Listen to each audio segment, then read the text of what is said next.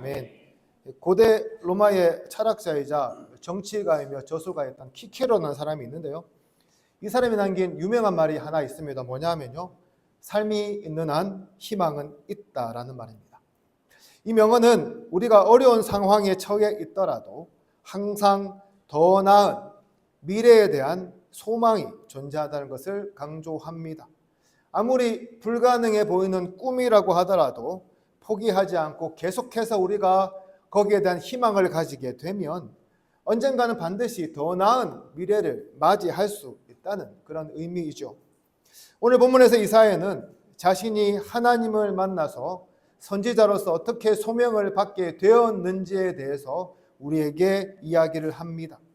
그런데 우리에게 해주는 이야기가 희망적이고 즐겁고 또 우리가 되기를 원하는 그러한 이야기가 아니라 그의 사역은 매우 힘든 사역이 될 것이고 유다는 망하여 황폐하게 되고 그곳의 백성은 포로로 끌려가게 될 것을 하나님께서 말씀하시고 있습니다. 남유다의 왕족이면서 고관이었던 이사야의 입장에서는 너무나도 놀라운 말씀임과 동시에 좌절하고 눈물을 흘릴 수밖에 없는 그런 말씀이었다는 거죠. 그런 하나님은 이것으로 끝내지 않으시고요, 우리가 나무가 잘리면 그루터기가 남듯이 그 그루터기를 거룩한 씨로 삼아서 이스라엘을 다시금 회복시킬 것을 약속하시면서 하나님 마지막에는 이사야에게 희망의 메시지를 주고 있는 것을 보게 됩니다. 사랑하는 성도 여러분, 우리는 살아가면서요, 이것 아니면 절대 안 돼, 이것 무너지면 절대 안 돼, 이것만은 무조건 지켜야 돼, 하나님 이 정도는 우리에게 지켜주시고 이 정도는 들어주시는 것이 예의 아닙니까? 라고 소망하며 기도하는 것들이 있습니다. 한국 교회는요, 수십 년 동안 동성애와 이슬람 반대 운동을 해왔습니다. 동성애 축제하는 곳에 옆에다가 반대 집회를 하면서 투쟁하고 있고요. 또한 성소수자들의 법적인 판단에 있어서도 굉장히 예민하게 반응합니다. 이슬람도 마찬가지입니다. 곳곳에 이슬람 사원 들어서는 것 반대하고 심지어는 무슬림이란 이유로 난민으로 들어온 사람들까지 거부하는 것이 바로 공개적으로 반대하는 곳이 한국 교회입니다. 왜 이렇게 반대 집회를 하고 공개적으로 반대를 할까요? 이것이 무너지면 한국 교회 끝난다고 생각하기 때문에 그렇게 하는 거예요. 요즘 제가 인스타그램 옆에 보면 스레드라는 것이 있는데 거기 글을 한 번씩 보거든요. 거기에 보니까 이런 사연이 하나 있었습니다. 자기 오빠는 불신자였다가 기독교 신자와 결혼하여서 회심을 하고 목회자가 되었다고 합니다.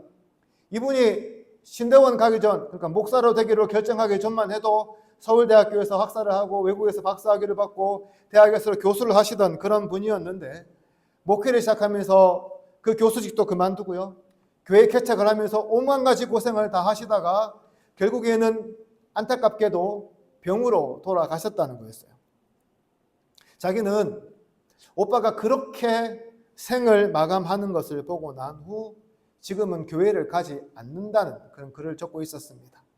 하나님이 살아계시다면 오빠를 그렇게 보내지 않을 거라는 그런 의문 때문이겠죠. 제가 전에도 한번 말씀을 들은 기억이 있는데요, 제가 부산에 있을 때 알던 한 자매 이야기였습니다.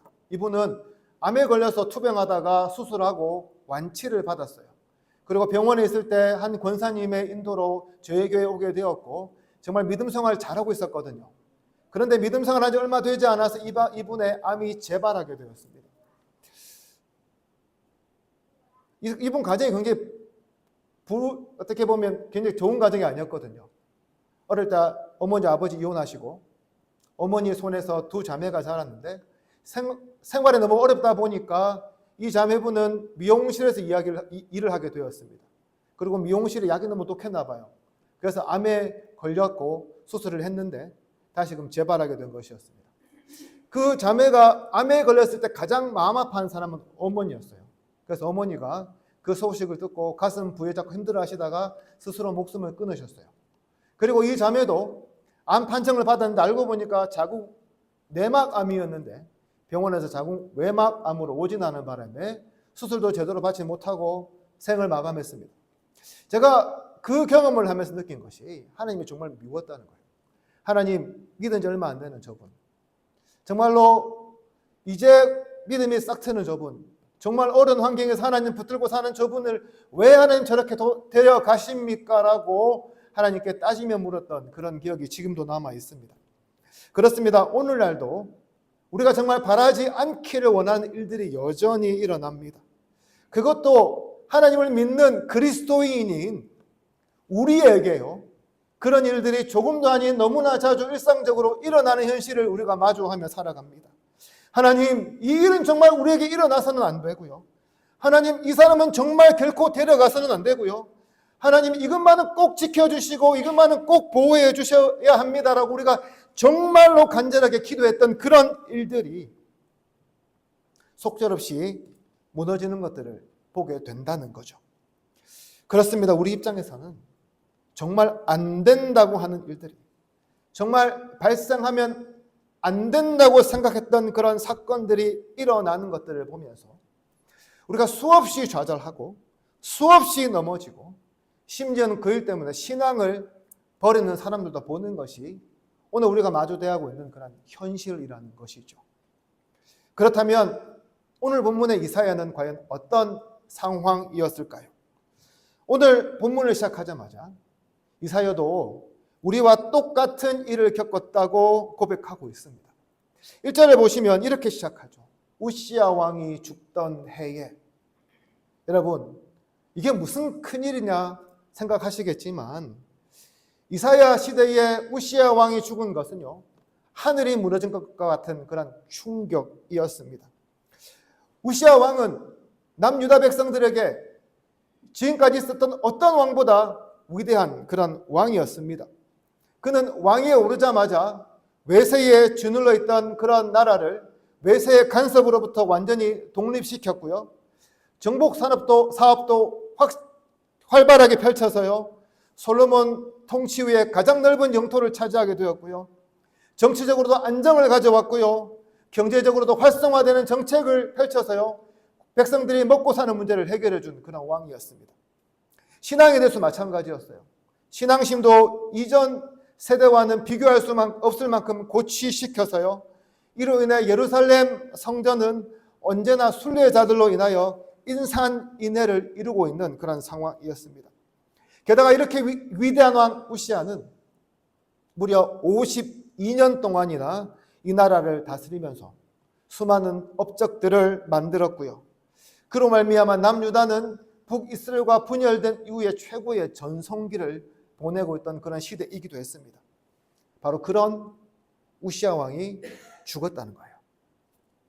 지금까지 남유다와 예루살렘의 기둥과도 같았던 그 우시야가 쓰러지고 말았다는 겁니다. 오랫동안 장수하면서 영원토록 남유다를 다스릴 것 같았던 그 우시야도 세월의 무게를 이기지 못하고 하나님께서 불러가셨다는 거예요. 여러분, 이런 왕이 죽었으니까 이사야가 얼마나 큰 충격을 받았을지 여러분 상상이 가십니까?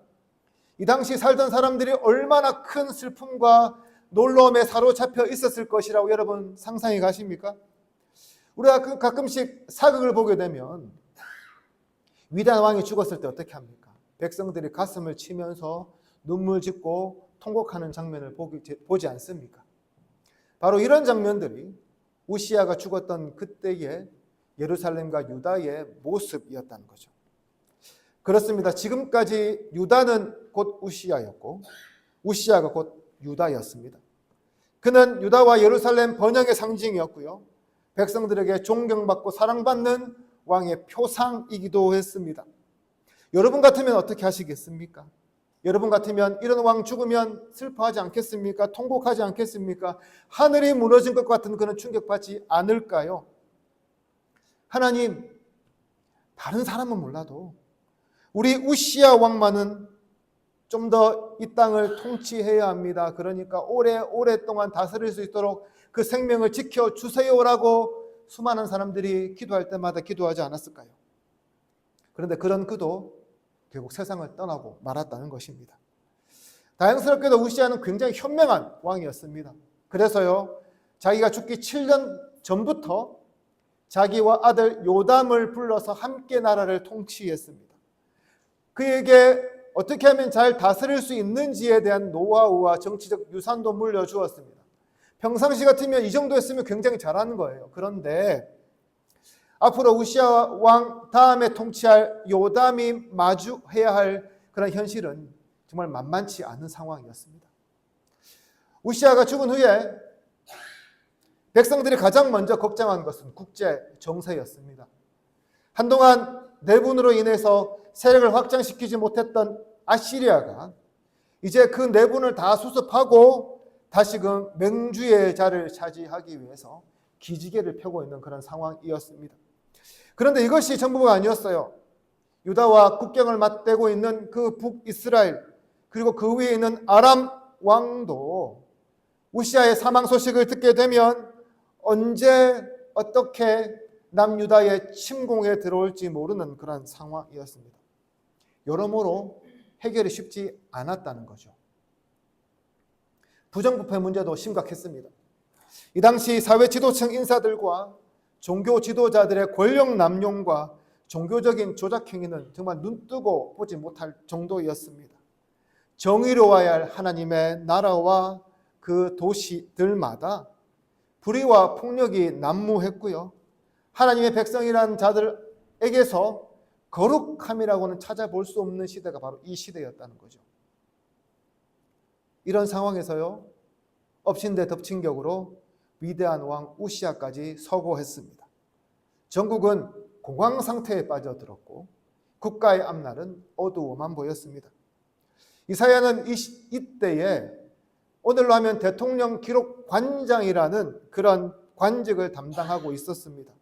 정치인이자 관료인 이사야의 입장에서는 서민이나 여인들이나 다른 사람들보다 훨씬 더 나라에 대한 걱정으로 가득 차 있었던 그런 순간이었다는 거죠.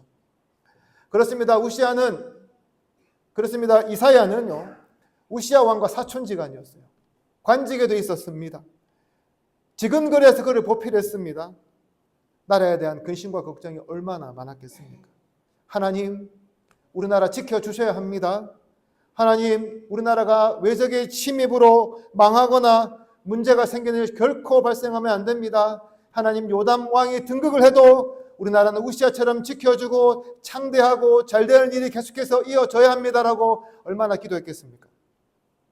바로 그때에 오늘 본문은 하나님께서 이사야를 선지자로 부르셨다고 말씀하고 있습니다. 이사야는 하늘 궁전에 보좌에 앉아 계시는 하나님을 보았습니다. 하나님은 이곳에서 천상의 대왕으로 보좌에 자리를 잡고 앉아 계셨고요. 그 발 아래는 천사들이 왕의 신하들처럼 머리를 조아리며 있었습니다.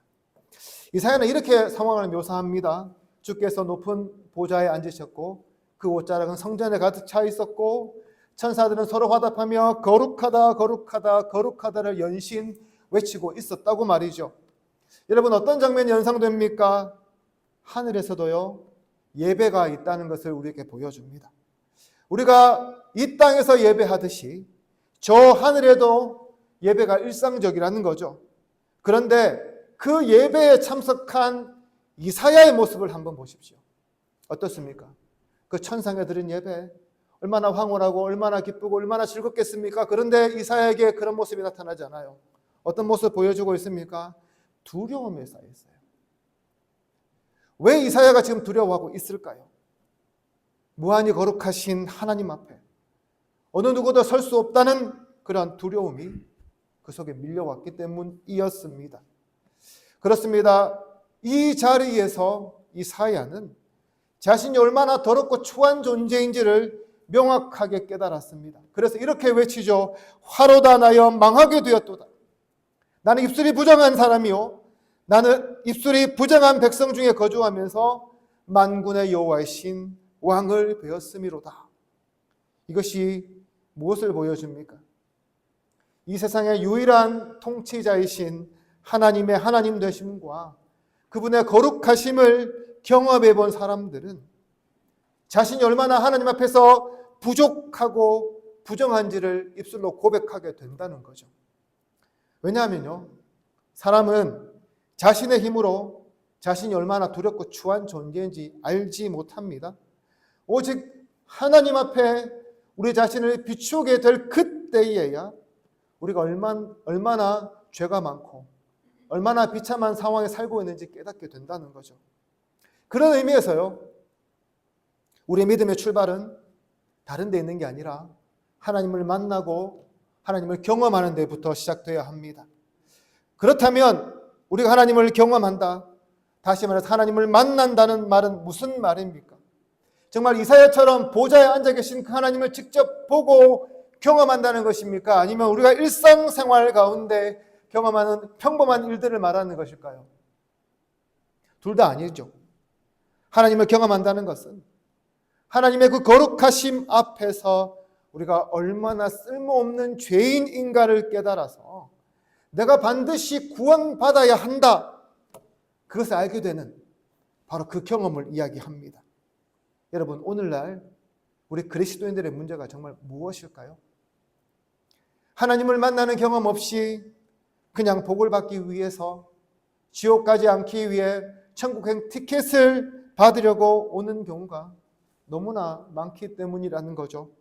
하나님이 누구신지, 하나님이 얼마나 거룩하신 분인지, 하나님 앞에서 내가 얼마나 쓸모없고 얼마나 쓰잘데기 없는 죄인인지 애통하고 가슴치며 깨닫는 경험 없이요, 그냥 교회에 와서 앉아 있는 것으로 우리의 지적인 만족을 채우고 허전한 가슴을 채우려고 하기 때문에 그렇습니다. 여러분, 물론 교회 나와 예배하는 것 정말 중요합니다. 그러나 그것보다 더 중요한 것이 있는데요, 뭐냐 하면 우리가 바로 하나님을 만나서 하나님을 경험하는 데 있다는 거죠. 사랑하는 성도 여러분, 여러분 하나님 만나셨습니까? 하나님과의 만남을 통해서 여러분 자신이 얼마나 하나님 앞에서 큰 죄인이고 우리가 정말 구원받아야 할 자라는 것을 여러분 깨달으셨습니까? 그렇지 않다면 여러분, 이 시간 하나님께 여러분들을 만나달라고 여러분 기도하시기를 바랍니다. 어린이 찬양 중에 이런 찬양이 있어요. 예수님 만나고 싶어요. 예수님 만나고 싶어요. 손을 모아 기도할 때 응답해 주세요.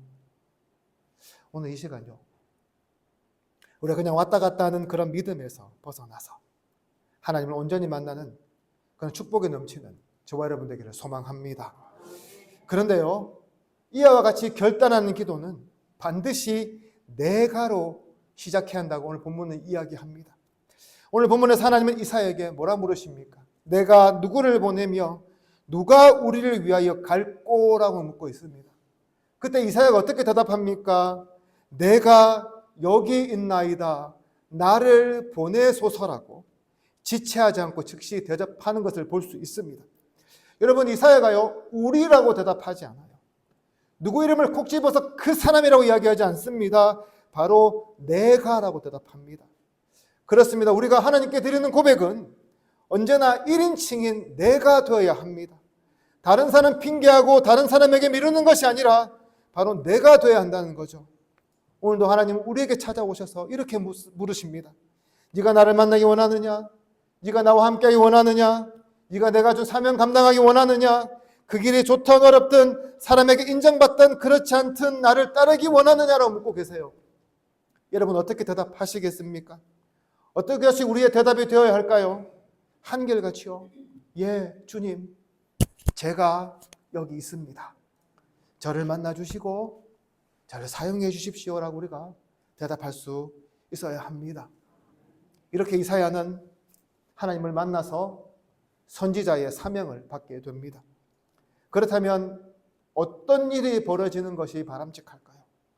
직접 하나님을 만나서 직접 소명을 받았습니다. 우리가 생각하기에 어떻게 되는 것이 바람직합니까? 예루살렘 성전으로 가서요, 많은 사람들을 모아놓고 높은 자리에 올라서 좋은 대우 받으면서 사역하는 것이 맞다고 생각하지 않습니까?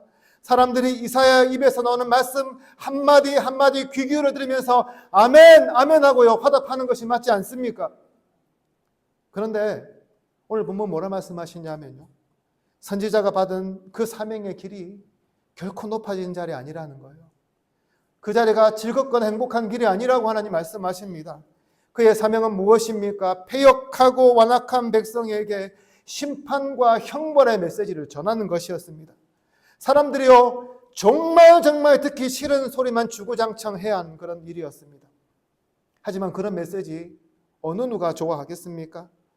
저와 여러분들이 들어도 좋아하지 않을 그런 메시지를 백성들 앞에서 쏟아놓으면요, 아이고 잘한다라고 박수치면 사람들이 좋아해 줄까요? 그래도 몇몇 사람이라도 알아먹고 그냥 받아들이면 그나마 괜찮을 텐데 하나님 뭐라 말씀하십니까? 이 백성들이 그의 설교를 들어도 마음이 둔하여서 무슨 소리인지 알아먹지 못할 것이라고 말씀하세요. 여러분, 얼마나 짜증나고 얼마나 힘든 일이었을까요? 여기서 마음이 둔하다라는 말은 우리의 온갖 감각이 상실된 그런 상태를 말합니다. 무슨 말이냐면 이사야가 설교를 하면 할수록 그들이 마음이 풀리고 하나님 말씀을 받아들이는 것이 아니라 들으면 들을수록 마음이 완악해지고 완고해진다는 거예요. 그들이 하나님의 말씀을 제대로 듣고 수용할 수 있는 영적인 기관들이 고장나서요, 도저히 들어도 이해할 수 없다는 겁니다. 마치 출애굽 당시에 하나님이 자기 백성들을 구출하기로 작정하셨다는 그 메시지를 여러 번 듣고도 마음이 강팍해져서 듣지 않은 그 바로처럼 이사야의 선포되는 메시지를 듣는 이들도 똑같은 현상이 일어나서 그의 메시지가 아무 효과가 없다고 하나님 말씀하십니다. 사람들이 아무도 듣지 않고요, 아무 효과도 없는데 그래도 메시지를 선포해야 한다? 여러분 같으면 그렇게 할 수 있겠습니까? 왜 회개가 아닌 이런 일들이 유다 가운데 나타납니까? 그만큼 유다의 죄가 깊고 심각했기 때문이라는 것이었습니다. 그렇다면 유다의 죄악이 무엇이었을까요? 유다의 죄는 크게 두 가지로 생각해 볼 수 있는데요. 하나는 뭐냐 하면 우상숭배이고 또 하나는 사회적인 불의였습니다. 전자는 하나님 외에 다른 것, 특히 눈 멀고 귀 먹은 우상들을 섬기는 것이었고요. 후자는 하나님을 무시함으로 나타나는 각종 불법을 의미합니다. 이런 죄에 대한 1차적 심판이 뭐냐면요, 강팍함으로 나타난다는 거죠. 도무지 말씀을 들어도 깨닫지 못합니다. 오늘 우리도 마찬가지예요. 혹시 여러분 선포되는 하나님 말씀을 듣고 나서도요, 이 말씀에 반항하고 싶고 듣고 싶지 않는 그런 마음들이 있다면 우리의 영적 기관들이 고장난 것이 아닌지 우리가 심각하게 고민해 보아야 합니다. 그렇습니다. 이사야는 유다 백성들의 입맛에 맞는 설교를 하도록 부름받은 선지자가 아니었습니다. 그는 부수고 깨뜨리고 허물고 뽑아버리는 그런 가슴 아픈 설교를 백성들 앞에서 해야만 했습니다. 완전히 굳어져 버린 그들의 내면의 토양을 완전히 뒤집는 그런 설교를 해야만 했습니다. 그런데 문제가 무엇입니까? 10절 말씀에 보면 하나님 이렇게 말씀하세요. 염려하건대 그들이 눈으로 보고 귀로 듣고 마음으로 깨닫고 다시 돌아와 고침을 받을까 하노라 하시기로. 무슨 말입니까?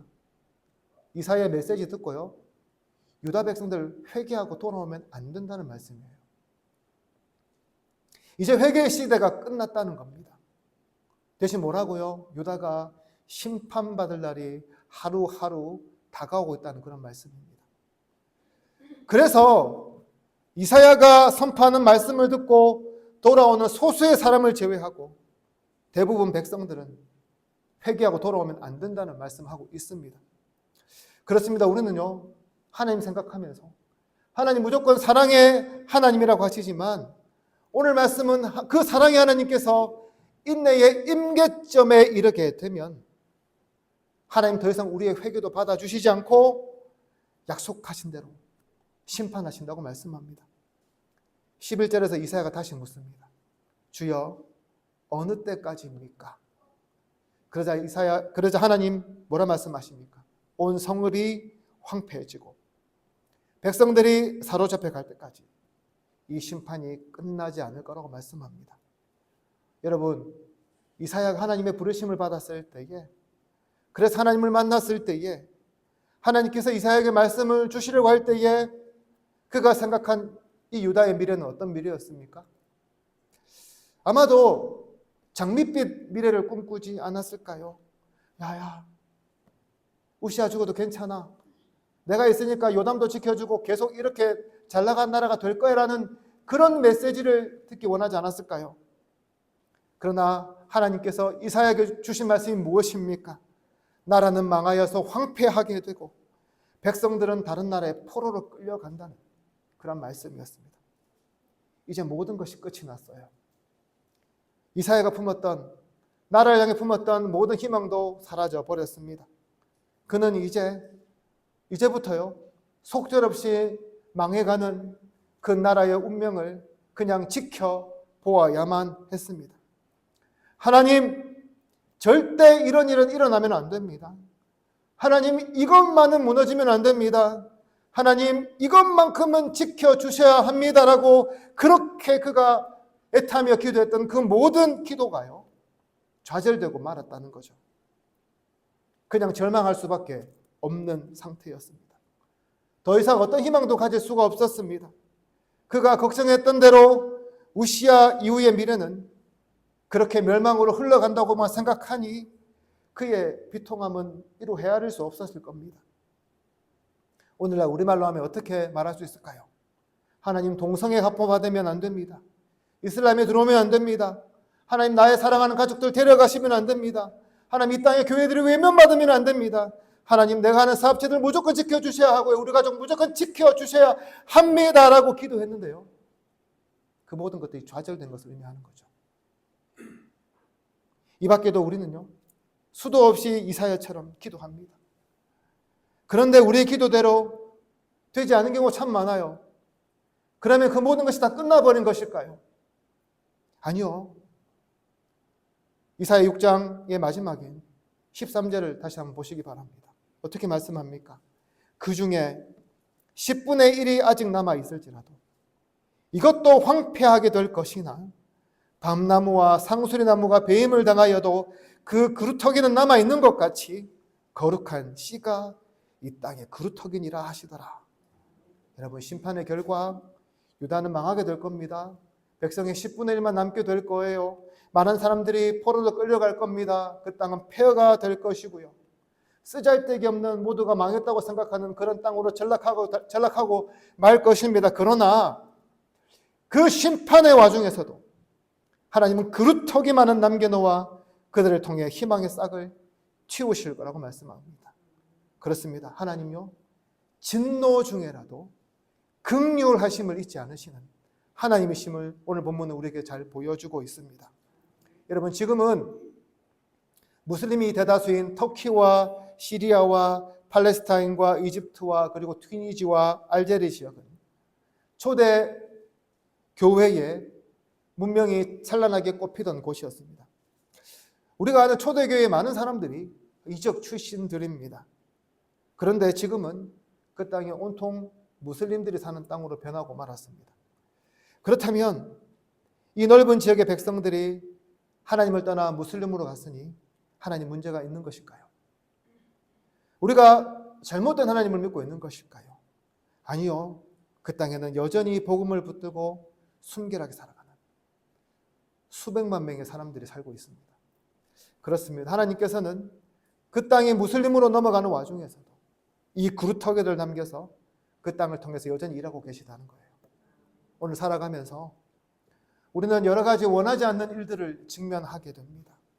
사랑하는 사람을 먼저 보내게 되고, 원하지 않는 재난과 실패를 맞이하게 되고, 정말로 내가 예수 믿는 사람으로서 복을 받아서 승승장구해도 또 부족할 판에 실패하고 좌절해야 하는 경험들을 너무나 많이 하며 살아갑니다.